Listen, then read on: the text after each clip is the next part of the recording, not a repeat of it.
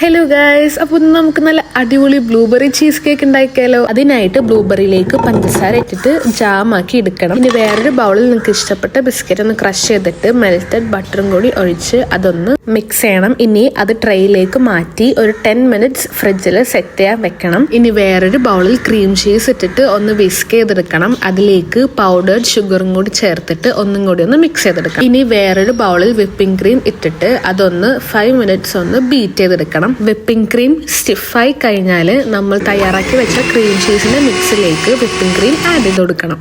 ഇനി അതൊരു 1 minute fold ചെയ്തെടുത്തതിന് ശേഷം നിങ്ങൾ തയ്യാറാക്കി വെച്ച ബിസ്ക്കറ്റ് ലെയറിലേക്ക് അത് ചേർത്ത് കൊടുക്കണം. അതാണ് നമ്മുടെ സെക്കൻഡ് ലെയർ.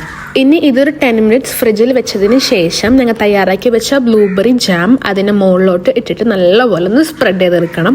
അപ്പോൾ നമ്മുടെ അടിപൊളി ബ്ലൂബെറി ചീസ് കേക്ക് ഇവിടെ റെഡി ആയിട്ടുണ്ട്. എല്ലാവരും ട്രൈ ചെയ്ത് നോക്കണം. അപ്പോൾ ശരി, ബൈ.